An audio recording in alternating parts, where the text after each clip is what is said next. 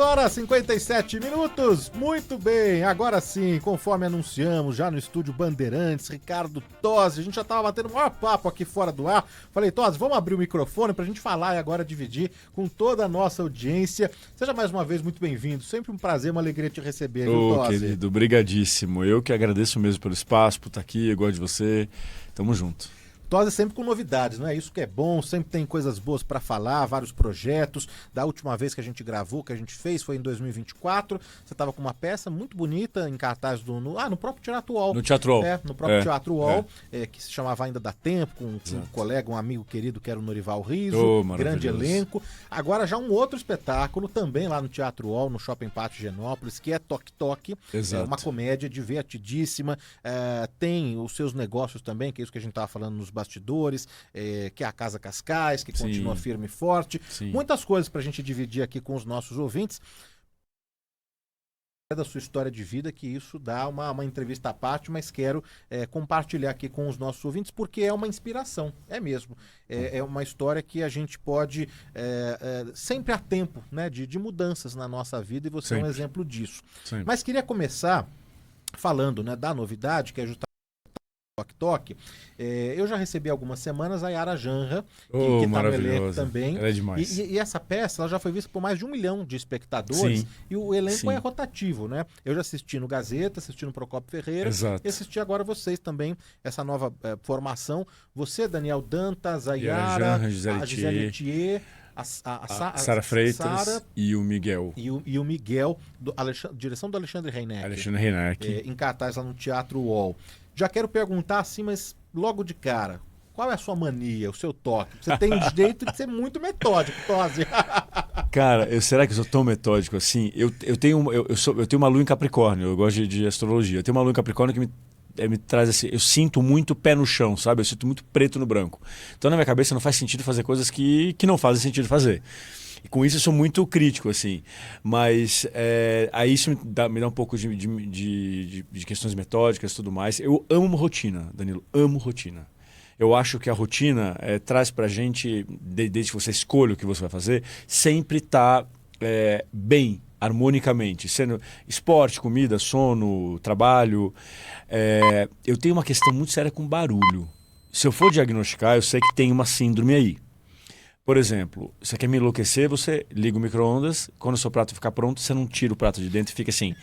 Pé, pé, pé. Tipo, eu deu 6 toques, eu falo... Oh! Alguém botou uma comida no micro-ondas, tipo... Como assim? Porque eu sou o cara, justamente por essa lua em Capricórnio, essa coisa muito, muito preto no branco, se o negócio apitou, eu vou tirar na hora. Por que eu deixei o negócio apitando lá? Então não me faz sentido. Agora, essas coisas, esses barulhos realmente me incomodam pra caramba. Certeza que eu tenho uma síndrome aí que eu nunca fui investigar. Porque às vezes é bom, a ignorância também às vezes é uma grande vantagem. Uma bênção, né? É uma bênção, porque de alguma forma senão daí vem remédio. Mas assim, a outra coisa que eu tenho de mania é que eu não vou conseguir morar num lugar desorganizado. Mas assim, não é desorganizado, tudo bem, eu sou bagunceiro, jogo uma roupa aqui, uma roupa... Não é isso, um lugar que não esteja em harmonia.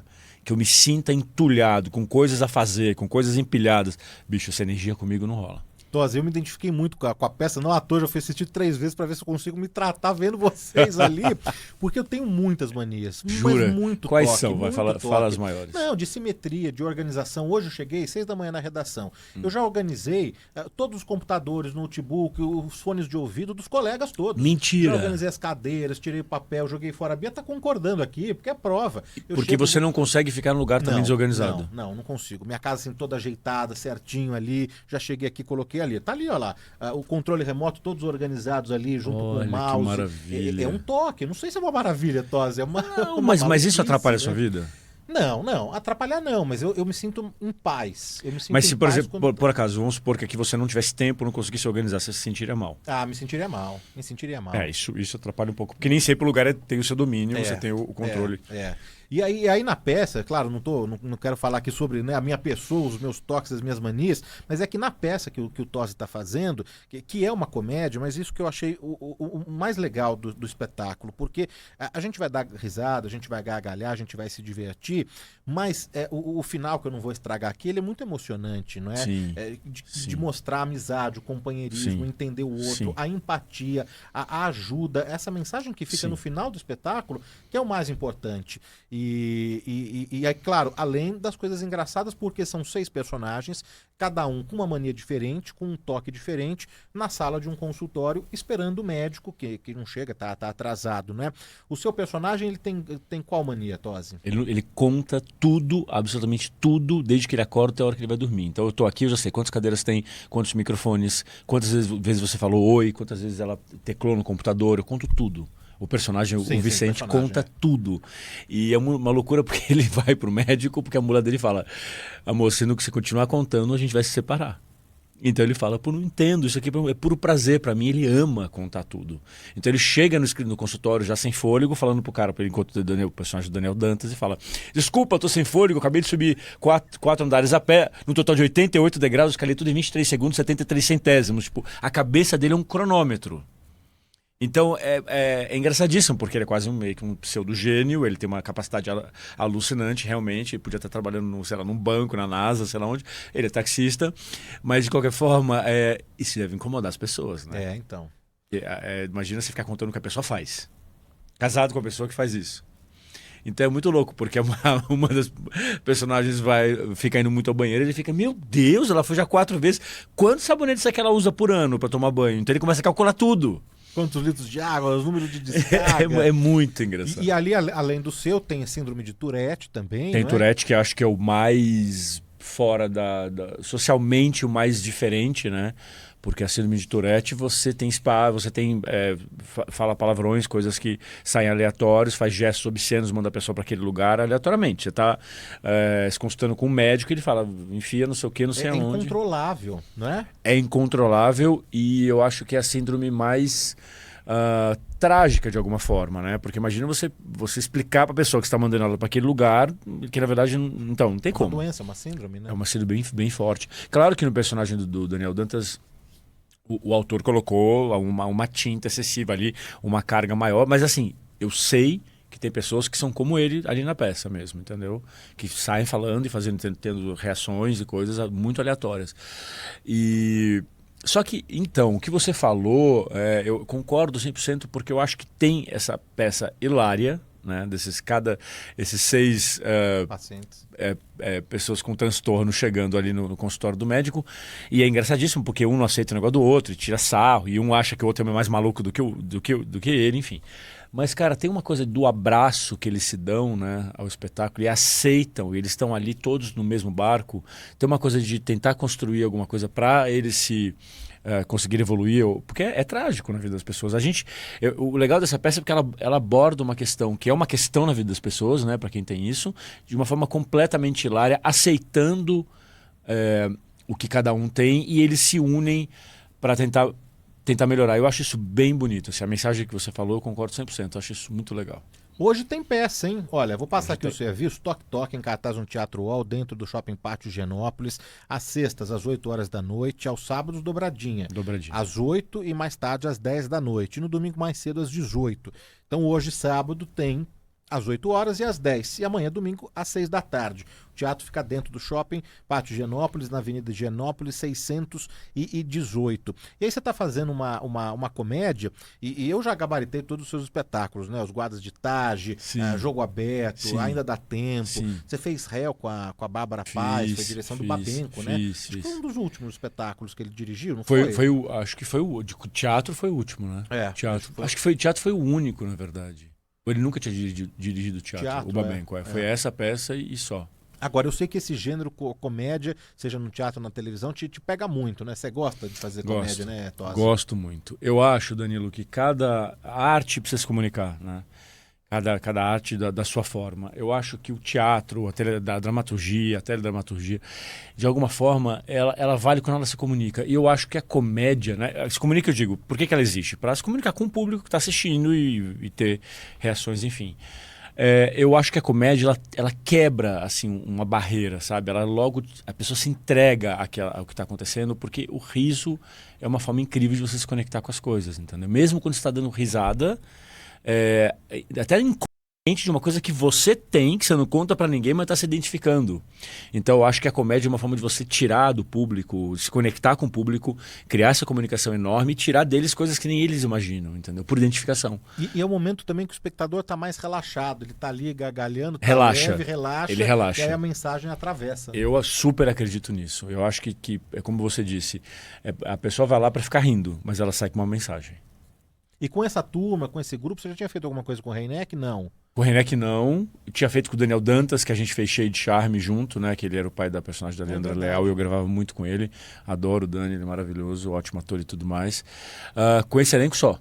Aí eu conheci Yara, que é fenomenal e muita gente querida nesse elenco. E já tinha assistido também o espetáculo? Também eu não. tinha assistido há muito tempo atrás e é engraçado porque ele reestreou em São Paulo e me convidaram e eu não faço substituições. Eu não fiz, é a primeira que eu faço, né? Eu fiz uma vez o Rock Santeiro musical, mas era também uma outra história, uma coisa que eu nunca tinha feito, enfim. Mas Danilo, eu gosto tanto do espetáculo. Eu tinha uma impressão tão boa de quando eu tinha assistido que eu falei, cara, eu vou adorar fazer isso. E é por isso que eu estou fazendo. E estou adorando. E a gente vai agora a Portugal também, que a peça nunca esteve em cartaz lá. A peça já ficou em cartaz em mais de 23 países, eu acho, né? E é um grande sucesso em todo lugar. Portugal nunca recebeu o Toque Toque, vai receber a gente agora em março pela primeira vez. E eu acho que vai ser muito legal também.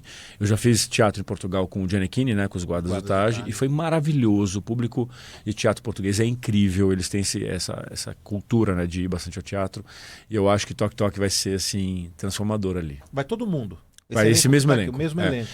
Só quem não vai, na verdade, é a Gisele, porque volta a Andréa Matar, que já fazia antes dela. Estava combinado já há um tempo, mas enfim, todo o resto do elenco vai. Que bacana. Uma temporada que de 3 meses, um mês? A gente faz uma temporada de 1 mês, tendo a certeza... Porque assim, você levar para Portugal 6 atores é um alto custo. As produtoras de lá evitam, porque realmente tem que pagar a despesa de todo mundo. Só que Toque Toque é uma grande aposta, porque eu tenho certeza que vai ser um sucesso lá. Então a gente vai agora ficar um mês, sabendo que em setembro a gente vai voltar. Já tá certo, então. Que bacana. Porque aí eu acho que as pessoas vão ver o potencial da peça e essa coisa de... Porque daí é isso, né? É fechar a conta, né? A peça vai ser um grande sucesso, dá para levar o elenco e tudo mais. Mas a princípio eles não levam peças com tantas pessoas no elenco para já não sair de um custo altíssimo e ter que bater com receita, né? Não, eles recebem muito bem também as peças, né? Até pelas influências das novelas brasileiras. Não, Danilo, se você soubesse como o povo português gosta da gente, que a vida inteira passam as nossas novelas lá, né? E eles têm ainda essa cultura de assistir bastante novela, assim, porque Portugal é também um outro ritmo ainda, né? Não tá, o Brasil está mudando muito esse perfil, né, de consumo do telespectador, mas lá eles assistem muito novela, eles produzem a novela, e aí eu fiquei muito impressionado da forma com que eles recebem a gente. E é porque a gente não está lá, os atores brasileiros não estão lá, então quando a gente está e eles assistiram ou são fãs, nossa... chega a ser engraçado até a reação deles, é muito legal. Agora eu vi um amigo que estreou lá, o Modena, que tá com o Dona Flor e seus 2 maridos. Estreou agora lá. O Jabas, o Homem de Melo e a Cláudia Reis estão lá. Estão lá. O Fafá, o Antônio Fagundes, a Cristiane Toloni, o Thiago Fragoso voltaram agora de uma temporada de 3 meses. Então, bom saber que vocês estão levando para lá a Toque Toque, que já foi visto por mais de 1 milhão de espectadores. Sim. Eu na pandemia, como eu já falei, eu já assisti 3 vezes aqui, e na pandemia eu assisti o filme. Que chegou no streaming. Sim, se eu não me engano, é espanhol. É espanhol. O filme é espanhol. É espanhol. Né? E aí eu assisti o filme na pandemia. Eu assisti também. Outra. É divertido. Né? O filme veio depois do sucesso teatral, né? Sim. É muito legal também, né? Reforçar aqui o serviço, então, porque quem quer fugir aí do carnaval, dos bloquinhos, né, uma ótima pedida, porque Toque Toque não para. Eles continuam ali no shopping, em cartaz no Teatro UOL, que foi reformado, tá muito bacana ali. Tá lindo. Às sextas, às 8 horas da noite, sábados, às 8 e às 10, né, às 20 e às 22, e aos domingos, às 18. Avenida Higienópolis 618, tem um perfil aqui do espetáculo no Instagram, porque daí fica fácil já comprar o link. É Espetáculo Toque Toque no Instagram, @Espetáculo Toque Toque, já dá para comprar ali os ingressos. Tem a participação do ouvinte Bandeirantes, né? O Laureano Arantes Neto, lembrando aqui de todas as suas novelas, passou todas aqui que ele assistiu. A Cida Luz também tá mandando mensagens de carinho. A Denise falando, imagina uma pessoa com síndrome de Tourette no mundo organizacional, né? Exatamente, é uma questão, né? Com certeza. O Marlon tá aqui, o nosso galã, né? Tá falando do Tosi, claro. Quem mais aqui que está participando conosco? Miriam Cruz está mandando as palminhas para o Ricardo Tosi. O Sérgio, relembrando também os personagens de sucesso. E você sabe, Tosi, que quando a gente conversou há 2 anos, né, em 2024, que você estava com outro espetáculo, a gente estava com um tempo menor, e eu queria, agora, se você me permite, também entrar um pouco na sua trajetória, porque, como eu falei no início, ela é, assim, inspiradora, porque você mudou radicalmente a sua vida aos 30 anos. Então, Exato. quem está ouvindo a gente agora, com 30, 40, 50, 60, não importa, sempre há tempo, né, de você mudar, de você acreditar em algo que você queira fazer mesmo, seja profissionalmente ou de qualquer, né, o que seja, e porque antes de você se tornar ator e ganhar essa vitrine, né, porque é mesmo, a televisão é essa exposição Sim. diariamente, a todo tempo, você tinha uma carreira muito bem sucedida como um grande executivo, né, formado em administração, tinha MBA, trabalhava na Câmara Comércio Americana de Comércio. Brasil, Estados Unidos, Isso, né? isso. Um grande executivo, com bom salário, com carro, com benefícios, ganhando muito bem, dando palestras, dava entrevistas sobre economia, e aí teve esse turning point, essa virada na sua vida, não é? O que te levou a sair desse mundo em que você, jovem, com toda uma estabilidade, uma estrutura, virar e seguir aí para um Hoje eu consigo observar essa trajetória de uma forma mais consciente. Na época não foi tanto, e eu vou te contar o que eu sentia na época, mas eu tenho certeza de que tudo na vida, Danilo, tem que vir de dentro da gente.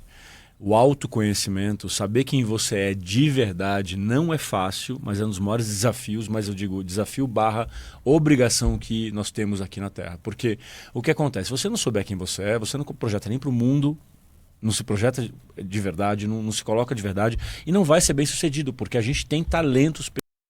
E muitas vezes, assim, por agradar gregos e troianos, ou pai, mãe, mercado, sociedade, você acaba escolhendo caminhos que parecem mais óbvios. A minha trajetória começou, eu sempre fui muito entusiasmado, um jovem muito entusiasmado, uma pessoa muito entusiasmada, acreditando que eu seria um administrador. Fui, né, cheguei a minha carreira foi bem assim ascendente, rápido, meteórica para assim dizer, e lá quando eu estava num auge muito específico em que eu tinha conquistado algumas coisas e as pessoas estavam me aplaudindo, eu comecei a me sentir uma fraude. Isso naquela época, nos anos 2000, a gente não falava para ninguém, né? A gente não falava nada naquela época, tudo era muito preconceituoso, mas foi uma sensação que não foi uma angústia eu estar no lugar sendo ovacionado, sendo, que legal, o executivo do futuro, esse cara se destaca, tal, e eu dizer assim, Ricardo, você está no lugar errado. Onde é que seria o seu lugar? Dessa sensação eu fui buscar onde é que seria esse lugar, sozinho, porque não tinha nem livro de autoajuda naquela época, psicólogo, essas coisas, a gente quase não ia. O que hoje é maravilhoso, que a gente tem muito mais acesso. E, cara, eu me fiz uma proposta. Falei, cara, você já errou em algum lugar da sua trajetória e você vai descobrir onde foi. E eu fui voltando para minha vida inteira, todos os momentos que eu fiz escolhas. E eu percebi realmente que, quando eu cheguei na minha criança e observei pela primeira vez, né, observei uma coisa que estava dentro de mim, que era estava no meu inconsciente, mas eu fui olhar para essa criança. Eu cheguei na minha criança de 5 anos e falei, como é que essa criança sensível, que vivia com brincadeiras completamente diferentes da média, que não gostava de interagir, que tinha um mundo paralelo muito criativo, como é que esse cara virou um marqueteiro do inferno que eu era, tinha me tornado com 20, 26, 27, 28 anos.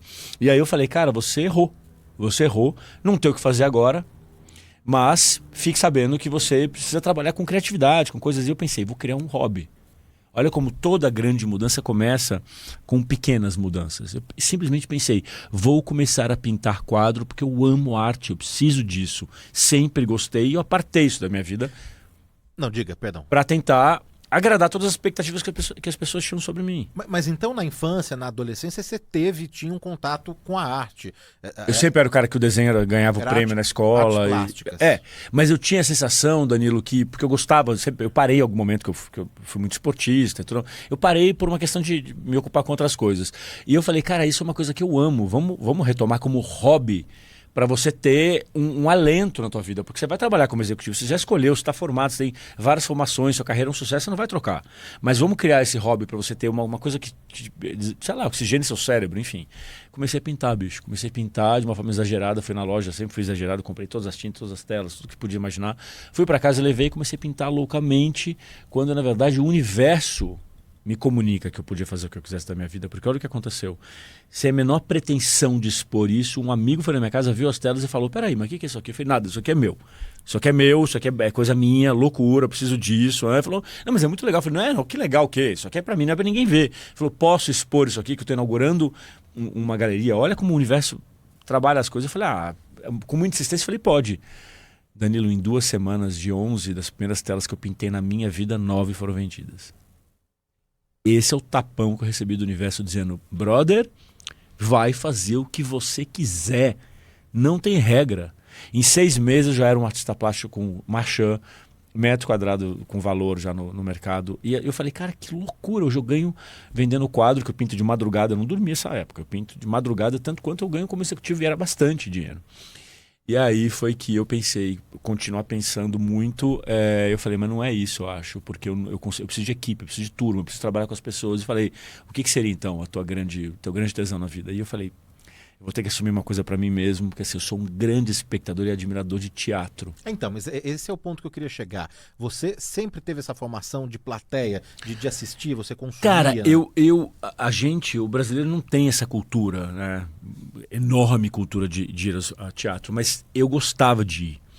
E eu gostava porque eu sentia sempre, eu sempre tinha um entendimento diferente do que eu estava assistindo ali. Eu olhava para aqueles atores e entrava naquelas histórias, mas pensava, meu Deus, que privilégio um ser humano estar aqui e poder dedicar sua vida a fazer isso com as pessoas.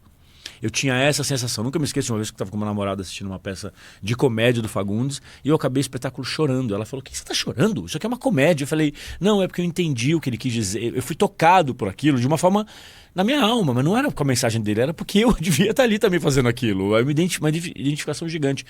E aí, bicho, como eu falo que tudo na vida é planejamento, eu pensei, bom, então agora vamos testar esse negócio de teatro. Eu era um macroeconomista, não podia falar na televisão sobre economia, eu não podia sair por aí dizendo que eu estava fazendo teatro, que naquela época era muito preconceito. E eu perdi a credibilidade. Eu fui me matriculei no teatro escondido, fiz 1 ano até ter a chance de subir no palco a primeira pecinha da escola. Quando eu subi ao palco pela primeira vez e a luz se acendeu, eu falei, acabei de descobrir para que eu nasci. Aqui você fez Macunaíma. Macunaíma. A primeira peça que eu fiz foi Romeu e Julieta, com a montagem do Wagner Sintra, que era um cara que estava vindo do Teatro do Soleil, fez uma montagem super bonita com uma coisa meio circense. Eu fui escolhido para ser o Romeu, que também já era uma outra coisa muito improvável. E é isso, quando eu primeiro ano de escola, subi nessa peça estreia, eu falei, descobri. E aí nesse momento você estava conciliando então o trabalho, a profissão, né? Por isso que eu falo, planejamento nessas horas é muito importante, tá? Eu não abandonei nada. Eu continuei trabalhando como auto-executivo, viajando pra caramba o tempo todo, e eu consegui... Eu não dormia e não namorava ninguém durante 5 anos. Eu consegui me formar no teatro escondido de todo mundo, porque eu não podia misturar essas energias, eu tinha consciência disso. Você não contou nem pra família que você fazia teatro? Pra ninguém? Muito menos pra família. A família que mais se preocupa com você. Que história é essa desse cara que é nosso orgulho, que tá bombando aí no mercado, todo mundo dizendo que ele é incrível, vai fazer teatro pra quê? Tá maluco? Que isso, teatro, mais cheio de preconceito em cima de teatro, né? E aí um dia eu tive que contar, eles quase desmaiaram, mas logo eu fui absorvido. E aí, Danilo, o meu testemunho, assim, se conecta com a sua verdade, porque o universo vai te mostrar o caminho. Bicho, se não fosse o próprio universo me mostrando, me abrindo as portas, porque eu estava insistindo em me alinhar com a minha essência, não teria acontecido nada. Eu podia estar até hoje tentando fazer teatro. A televisão me absorveu em 6 meses, do zero. Com 30 anos eu larguei uma carreira, comecei a outra, em 6 meses estava estourado com a primeira novela. A gente está conversando aqui com o Ricardo Tosi, dividindo as novidades da carreira, essa trajetória de vida que é inspiradora mesmo. Quando eu digo que é um exemplo, é porque há sempre tempo, né, de mudança. Você que está aí do outro lado, né, não está contente no seu trabalho, com o rumo da sua vida, não é?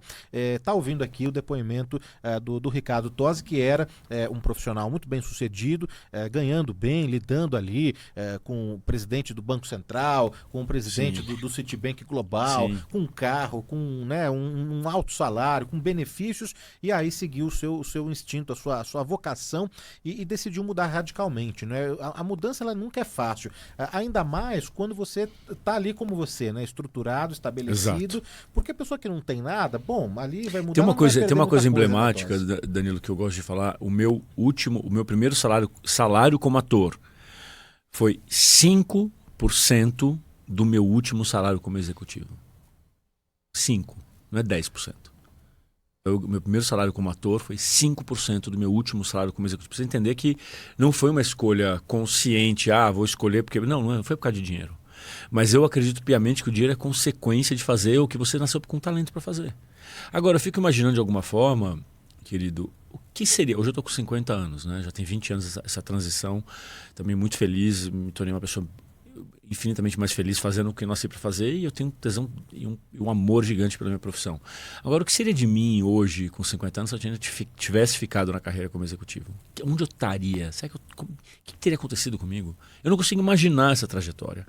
E vou dizer uma coisa, eu tenho uma gratidão muito grande quando eu estou fazendo qualquer coisa como ator, porque eu falo assim, obrigado Deus por essa grande oportunidade, porque por muito pouquinho eu não questionei, eu não teria trocado. Porque estava tudo certo na minha vida. Mas tinha uma coisa aqui dentro que dizia, não é isso. E eu nasci para ter propósito nas coisas com que eu trabalho. Tá? O meu propósito maior de vida é isso. É gerar coisas através do meu trabalho. Eu sempre soube disso. E eu pensava, se eu trabalhar com a coisa errada, eu estou ferrado. Porque mais ou menos é isso que você tá. A sua premissa de tirar o prazer da vida, o propósito da vida é através do seu trabalho. Enfim. Então foram várias questões que explodiram na minha cabeça, mas que eu tive um discernimento. Assim, E lidando sozinho, né? Porque você não teve o apoio da família, completamente dos colegas também não, porque fez ali o teatro em paralelo ao seu trabalho, mas escondido. Aí depois do teatro, oficina de atores da Globo. Exato. E aí de oficina de atores da Globo é que já foi chamado para Bang Bang? Bang Bang. Já foi chamado por conta do seu portfólio que você deixou lá. A oficina foram 4 meses e a Globo investe em novos talentos ali nessa oficina. Acho que agora não existe mais, mas existia por muitos anos. E aí no final da oficina a gente é apresentado para os produtores de elenco da casa, né, da Globo. E aí de 20, 1, 2, 3 consegue alguma coisa. No meu caso 2 conseguiram de imediato, fui eu e mais um. E aí é muito louco porque eu achava que depois de terminar a oficina da Globo, talvez eu tivesse que voltar a trabalhar como executivo, porque eu falei, cara, dei um passo aqui, mas ainda não vai acontecer nada. E, cara, aconteceu tudo. Então, e de uma novela foi emendando outra, eu fiz 12 novelas, né, em 15 anos. Então, assim, é muito louco, Danilo, o quanto, na verdade, eu acho que essa é a grande moral da história, o quanto você prospera quando você está dentro da sua energia. E quanto da sua essência, da sua configuração, do seu talento, da sua alma, né, do seu propósito. E o quanto a gente fica batendo a cabeça na parede e as coisas não evoluem quando você está no lugar errado. Acho que isso é uma grande premissa, assim, de realmente aquela história que eu falei desde o começo, é o autoconhecimento, sabe? Você sabe que teve uma... Eu tô falando que nem um louco hoje, não, né? Pode falar. Eu tomei café agora. Você sabe que tem uma coisa que... sempre me acompanhou. Antigamente a gente lia mais, né? A gente tinha menos coisa para fazer, os jovens liam bastante coisa, não tinha muito o que fazer, né? Ou você alugava um filme lá na locadora, ou você ligava a televisão, ou você lia. E eu comecei a ler, mais pelos meus 16, 17, 18 anos, muitas biografias de pessoas que foram bem-sucedidas, não sei, porque eu gostava de ver historinhas, gente que inventou coisa, pessoas com relevância para ter uma biografia. E eu me lembro que eu comecei a estudar os pensadores gregos também. Lá pelos meus 19 anos, eu me lembro de estar na minha casa, em São Paulo, no meu apartamento, lendo Sócrates. E eu me lembro que uma frase que eu li, na hora eu não captei, mas uma frase muito simples, mas ela é muito gigante, que é o seguinte, da obra de Sócrates: uma vida não refletida não vale a pena ser vivida. Uma vida não refletida não vale a pena ser vivida. Peraí, para um garoto de 19 anos, o que é refletir? sobre a vida? O que é refletir sobre a vida? Como assim não vale a pena ser vivida? Porque a gente jovem não tem noção de nada. Fala, não vale a pena, alguma vida não vale a pena ser vivida? Peraí, vamos pensar.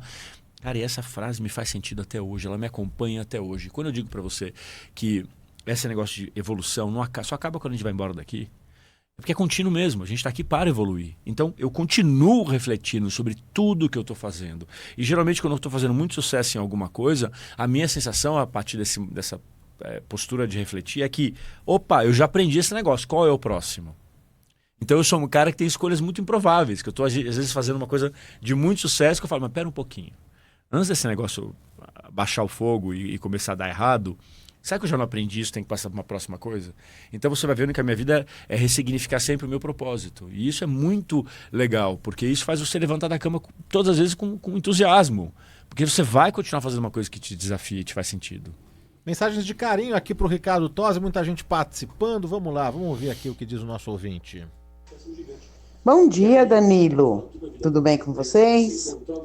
Fala pro Ricardo que eu estou amando essa entrevista dele. Ele alegrou o sábado, sempre muito bom ouvir o seu programa. Um beijo bem grande ao Odélia Vido de Santo André. Obrigado, Odélia. Obrigado. Vai lá assistir o Tosi no Teatro UOL. Matos Filho, pensamento do dia. Seja rico no que o dinheiro não pode comprar. Olha só que mensagem profunda aqui. Ricardo Tosi, sua história é muito inspiradora. Danilo, passa o endereço do Teatro UOL. Fica dentro do Shopping Pátio Higienópolis. Mas eu vou passar aqui direitinho. Avenida Higienópolis, número 618. Avenida Higienópolis, número 618. O teatro fica dentro do shopping, tá? Dentro do Shopping Pátio Higienópolis. Ouvintes aqui com dúvidas com relação às sessões. Sextas, às 8 horas da noite. Sábados, às 8 e às 22. Às 8 e às 10 e domingo às 18 horas. Sempre acompanhando o teu programa. O Tosi é um ótimo ator, é o Edson Marino. Cleusa, que exemplo de determinação. A Tânia Batsili está lá no salão em Sorocaba com o salão cheio, mas está acompanhando no YouTube. O Ricardo Tosi, a Lúcia Maria também disse que não consegue gravar áudio hoje porque ela está com dor de garganta aqui, mas tá dado o seu carinho, o seu beijo aqui pro Tosi, viu, Lúcia? Muito obrigado. A Lúcia que vai sempre ao teatro, sempre encontro com ela aí nas plateias, né? Que bacana, né? Encontrar com os nossos ouvintes no teatro, nesse espaço tão mágico, né? Mas aí, Tosi, você está falando na sua transição de carreira, e aí você chega, depois da Oficina de Atores da Globo, na sua primeira novela. E aí abre também ali uma janela para você de oportunidades, porque na verdade eu tô falando uma janela de oportunidades, porque Bang Bang, que foi sua primeira novela, era um personagem pequenininho, e que ele cresceu ao longo da trama. Cresceu. Né? Devido ao interesse dos espectadores, da audiência, né? E você foi respondendo a isso também. Sim, por ser um ator novato, já chegar ali na sua primeira novela, como que foi com os colegas? Porque a gente sabe que é um meio que tem muita vaidade, que tem muito ego. Você foi bem recebido por todos ali? Muito bem recebido. Isso é uma coisa que a indústria brasileira de teledramaturgia, ela proporciona de uma forma muito, muito impressionante, assim, porque minha primeira cena foi com o Tarcísio Meira. Eu e ele. Cara, é o cara que eu mais assisti, que eu mais admirava a minha vida inteira. Eu sempre fui um espectador de novela. Como eu te falei, a gente não tinha muita opção, né? A nossa adolescência, a nossa infância, enfim. Então, assim, eu tava com o meu ídolo na minha frente, na minha primeira cena, numa empresa nova, numa carreira nova. Eu tremia igual a Vara Verde. E ele foi um gentleman, assim. Nunca me esqueço. Amo muito Tarcísio e foi uma pessoa super importante, assim como vários outros. Marisa Hort, com quem eu tive uma história na novela, era uma pessoa extraordinária. Então, tem essa coisa do ator muito veterano, muito consolidado, ele dá, sim, acesso às pessoas que estão começando. Isso é muito legal na televisão brasileira. Claro, tem uns babacas sempre, né? Mas a grande maioria é maravilhosa. Eu acho que gente que é de verdade, gente que é feliz e realizada, não é babaca com ninguém. Os babacas são sempre aqueles inseguros que querem botar assim, eu sou importante, tá? Se enxerga. Na vida é tudo sobre isso. Mas você sabe que eu sinto uma diferença da geração também, né? Uma geração de Tarcísio, de Glória, de Fernandona, Total. de Lissete, de Paulo, de Laura Cardoso, de Natália Timberg. Dá pra comparar. Eles chegam com uma outra ideia. Você tem noção do quão difícil foi para eles conseguirem exercer essa profissão na época deles, comparado com hoje, que é socialmente aceito e tudo mais, as mulheres eram consideradas mulheres da vida, enfim, tinha um monte de preconceito junto, que as famílias não se orgulhavam disso e tinham vergonha, realmente. Então, assim, essas pessoas que você citou tiveram uma carreira muito, muito honrada para conseguir fazer o que eles fazem hoje. Eu acho que eles não perdem essa sensação, ou gratidão, ou são pessoas que lutaram, pessoas corajosas e pessoas assim, elas são generosas, né? Eu acredito nisso. Eu perguntei dos seus colegas de elenco da primeira novela, como te receberam, mas fiquei curioso de saber os colegas quando você trabalhava ali como um grande executivo, não é? Depois vão te assistir nos espetáculos, você manteve contato, pede foto, autógrafo, porque também foi uma virada, né? O teu chefe queria depois continuar com você ali, falou, não, vai fazer o seu teatro e a gente mantém aqui o nosso contrato. Exato. Eu acho, Danilo, que para quem observou bem de perto essa minha transição, foi uma grande alegria para as pessoas, assim, porque mesmo as pessoas que contavam comigo profissionalmente, as pessoas que eu não pude mais trabalhar e que obviamente né, desempenhavam um papel importante ali, deixei um pouco na mão, elas realmente, quando vi a coisa acontecendo, eu percebo que grande parte das pessoas que gostavam de mim se realizaram junto comigo e vira uma referência, assim, né? Eu acho que o maior exemplo não é só teve coragem, não existe isso.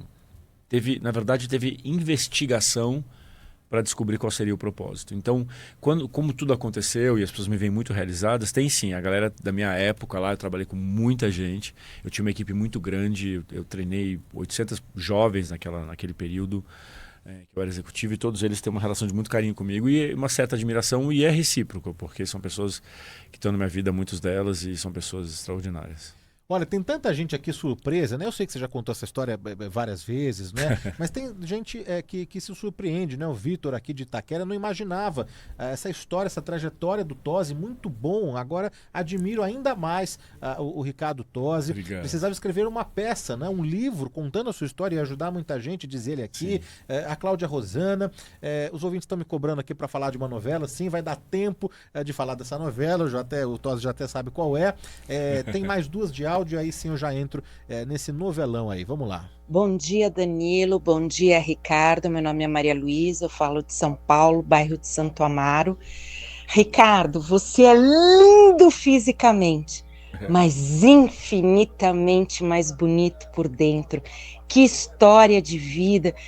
Como é que um cara tão ligado nessa coisa do mercado financeiro, com uma riqueza interior de repente falar, eu não sou feliz, aonde é que eu sou, como que eu posso ser feliz, e ao mesmo tempo sem ser porra louca de largar tudo, não, vamos planejar, vamos ver direitinho. Cara, você é uma história de vida, como disse o Danilo. Muito obrigada, seja sempre feliz e mais uma vez obrigada.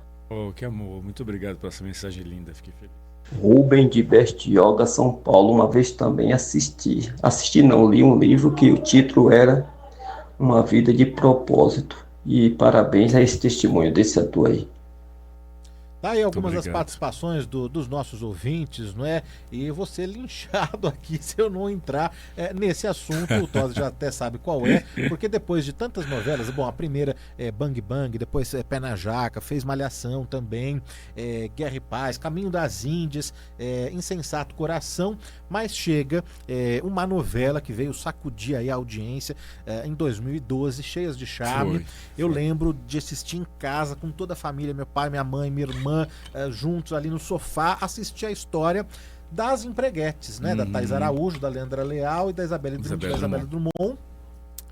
Com um elencaço, e na verdade muita gente não sabe, mas a Denise Saraceni, que é a diretora dessa novela, tinha pensado nessa história das empregadas, das empreguetes, mais como um drama, não é? E depois que trouxe música, que trouxe Na verdade, os autores tinham a história como um drama e como uma novela das 8. Tá, para a novela das 8. A Isabel de Oliveira e o Felipe Miguel. Seria uma sinopse para uma novela das 8. Isso seria mais uma coisa mais dramática, que é o perfil do Horário das 8, né? essa mesma estrutura de história, porém a Denise, junto com eles, falou: eu enxergo isso como uma coisa mais, outra coisa, uma coisa mais alegre, mais musical, colocou música, colocou tudo meio junto e criou esse bem bolado que deu tão certo, porque eu acho que tem ali também uma coisa muito legal. Essa novela teve uma união que é raro de acontecer, tá? A gente teve acesso aos autores, que eram autores que estavam começando de alguma forma, a direção da Denise, que é uma direção completamente humana e agregadora, o elenco era um elenco muito, muito bom. A gente se conectou, todo mundo se conectou na mesma energia, na mesma vibração, então cada um contribuiu de alguma forma. Eu me lembro de estar começando fazer Fabian, principalmente, que era um personagem... Bom, eu comecei com 2, de cara de 2. Então, o primeiro capítulo tinha que convencer que eram 2. E não eram gêmeos, porque não tinham o mesmo DNA. Então, não eram só gêmeos, não é trocar o lado do cabelo porque a pessoa é idêntica. Não, tinha que ser outro corpo, outra coisa.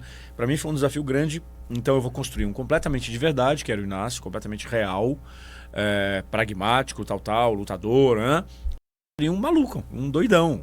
Vamos pegar os artistas de referência mais assim, híbrida, enlouquecida, devaneios que eu tenho, e vamos colocar uma tinta forte nisso, vamos fazer um personagem quase fora da realidade. Tinha lente no olho, né? Hiper caricato, porém com uma verdade dele. Tinha medo de não ser aquele cara incrível. Então ele queria que as pessoas que o vissem na vida real enxergassem o cartaz do show, e que ele estava todo bonitão fazendo aquela pose. Então ele falava para que... Então, se você me conheceu, eu não quero que você perca a imagem do cartaz. Eu tô aqui, ó, bonito. Eu sou esse cara. Presta atenção. Então, tipo, existiu esse cara. E eu me lembro, só para comentar, eu tava começando a falar sobre isso, um momento em que o elenco, a direção e obviamente os autores, né, num respaldo trazendo os textos, a gente conseguiu subir o tom da novela todos juntos. A gente conseguiu criar Shade Charme, um universo um pouco paralelo, um pouco mais feliz, um pouco mais colorido, um pouco mais mais interpretado, mais caricato, né? Chayenne, Cláudia Abreu, com aquela coisa enlouquecedora que nunca tinha feito comédia, destrinchou aquele personagem maravilhoso. Então, assim, foi junto, Danilo. Eu acho que foi muito sincronizado, tudo muito, de alguma forma, cresceu junto. Todo mundo confiando nesse processo, indo para outro lugar. A gente chegou num universo bem diferente. E a gente percebeu no meio da novela que muito existia. E isso foi super importante também. Porque a gente falou, então peraí, vamos pegar essa historinha que já é um pouco um conto de fadas das meninas, tal. Vamos colocar, vamos fazer para criança. Vamos tirar o peso. Então o beijo não era um grande beijo, era um beijo meio estilizado, era uma coisa meio sabendo que as crianças estavam assistindo. E esse universo, acho que atingiu de todo mundo. Não, e foi comercializada para fora, mas muito. Em Portugal foi exibida 3 vezes, depois Uruguai, Panamá, Moçambique, Coreia do Sul, Equador, Suécia, uma coisa assim. O Brasil reprisou 2 vezes, né? Reprisou, não vale a pena ver de novo, depois no horário especial. Isso é raro acontecer, né?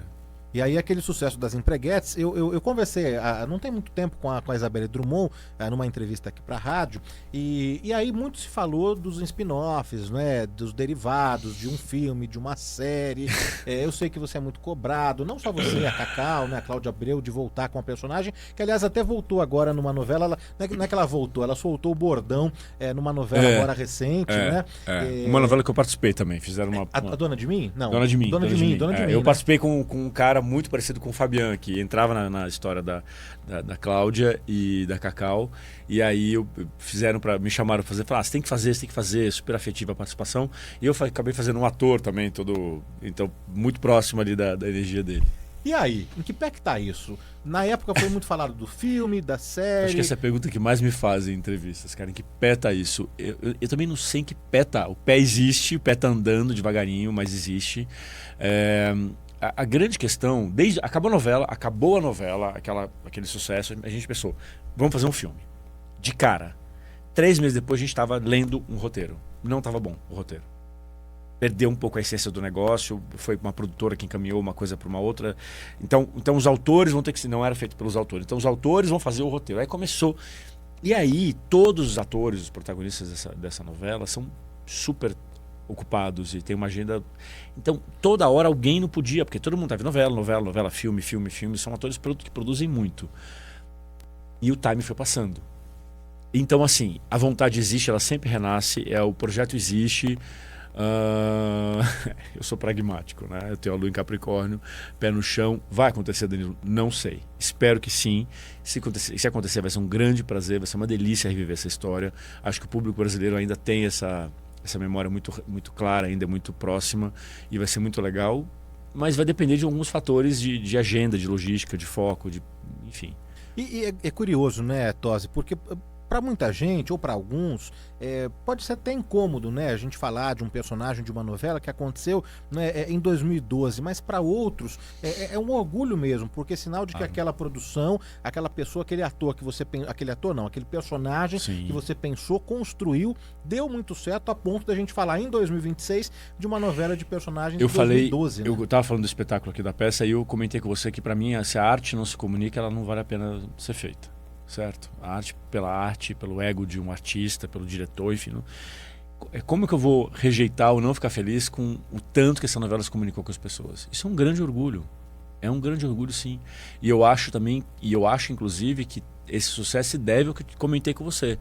A sincronicidade e a vontade de toda a equipe, todos os envolvidos, cada um com a sua tarefa de fazer aquele negócio dar certo. E foi bonito de se ver, Danilo. Nossa, eu trabalhei que nem um... Sabe que eu emagreci 6 quilos fazendo essa novela, né? A Denise, ela fala, esse menino precisa comer! Como eu fazia 2 e demorava 2 horas para virar um e 1 hora para desvirar outro, colava cabelo, trocava lente, trocava a cor da pele, era uma loucura. Muitas vezes a novela parava para me esperar. Eu estava na novela inteira, ou com um ou com o outro, e quando estavam os dois juntos. A novela parava para me esperar, não tinha o que fazer. Então era ou almoço, ou engolia um sanduíche, ou o estúdio parado. O estúdio parado da Globo custa uma fortuna, ninguém para o estúdio. Então, assim, eu perdi 6 quilos trabalhando. Eu trabalhava, sei lá, 13, 14, 15, 16, 17, 18 horas por dia. Tem mais 3 minutinhos aqui, mas dá tempo da gente falar. A gente já passou pela sua peça, que está em cartaz no Teatro UOL, a sua trajetória. Nem deu tempo e não vai dar tempo da gente falar dos estudos de física quântica, porque você também entrou nessa, não é? De física quântica. Falamos agora das novelas, mas você tem negócios também, né? Sim. E aqui em São Paulo é a Casa Cascais. A Casa Cascais, o negócio que é para o público é a Casa Cascais. Eu tenho outras coisas que me fazem sentido também, inclusive projetos sociais que eu nem divulgo porque não precisa, coisas que a gente consegue organizar mesmo sem ficar exibindo, mas a Casa Cascais é aberta ao público, então é o que eu mais falo, né? E o que é a Casa Cascais? Casa Cascais é uma casa tombada, um patrimônio histórico de São Paulo, da década de 30, que estava destruída. Como se é tombada, não pode quebrar, não pode fazer nada, a gente restaurou essa casa, trazendo de volta a época mais linda que ela tinha. A casa ficou maravilhosa, virou quase um museu, e dentro dela a gente ressignificou esse espaço com 15 negócios diferentes. Tem restaurante? Tem restaurante, tem café, tem academia, tem loja, tem salão de beleza, tem clínica. E agora, depois de acho que 4 anos, né? 3 anos e pouco que a gente já tem o negócio, ele está caminhando, o que a gente observou que mais faz sucesso lá dentro, ele está caminhando para se adaptar para as coisas que mais funcionam. Então, brevemente teremos novidades, enfim. E aí a Casa Cascais proliferou, a gente tem unidades já, temos 3 filiais fora, enfim. Fora de... Não, em São Paulo mesmo, em outros bairros. Em outros bairros. É. Que legal. Tem um Café do Santo, que era um café lá dentro da Casa Cascais, né, que as pessoas adoram, e que a gente replicou em vários lugares. Então tem ali na Berrini. Enfim, é aberto ao público e está dando muito certo. E por trás desse negócio tem projetos sociais, a gente faz capacitação de refugiados, a gente faz várias coisas que me fazem sentido, que eu não preciso ficar divulgando porque eu já tenho toda a estrutura montada, mas que é isso, é aquela velha história de propósito, né? Acho que depois desses 8 anos, depois dos 42, né, até os 50, eu precisei também ressignificar várias coisas. E eu fui atrás de coisas que eu pudesse contar mais a história pelo meu... Você percebe que eu sou um cara que gosto de criar as coisas. Eu não consigo ficar muito passivo, assim, esperando alguém me chamar para um filme, esperando alguém me chamar para uma novela. Eu tenho essa coisa de produzir, né, de realizar. Então, eu parti de novo para empreender e ser mais empresário, não executivo, mas ser mais empresário, usando um pouco do know-how que eu tinha de negócios, para conseguir desenvolver coisas que me fazem sentido. E também, neste período, tem uma grande ressignificação do teatro na minha vida. Porque de todas as linguagens do ator, uma coisa que eu mais amo fazer, pela qual eu troquei tudo e me apaixonei, é o teatro. E nunca vou largar. O Quintino marcou 11 horas e 45 minutos, não dá tempo para mais nada aqui, mas eu vou passar as redes sociais que eu fiquei devendo do Ricardo Tosi, Ricardo Tosi Real, Tosi com 2 Z's, Ricardo Tosi Real. Lá tem agenda, os projetos, novela, televisão, cinema, as peças de teatro, Toque Toque, que está em cartaz no Teatro UOL, e da Casa Cascais, para quem ficou interessado, curioso na gastronomia, na moda, no fitness, na beleza, Avenida 9 de Julho, número 4894, no Jardim Europa. Casa Cascais, Casa Cascais. Tosi, brigadíssimo mais uma vez pelo querido, papo, viu? Papo maravilhoso, esses eu que te ensinamentos agradeço. todos, uma inspiração mesmo. Obrigado e volte sempre, viu? Não, obrigado pelo espaço, você é sempre um querido e muito feliz. Na sequência vem a ida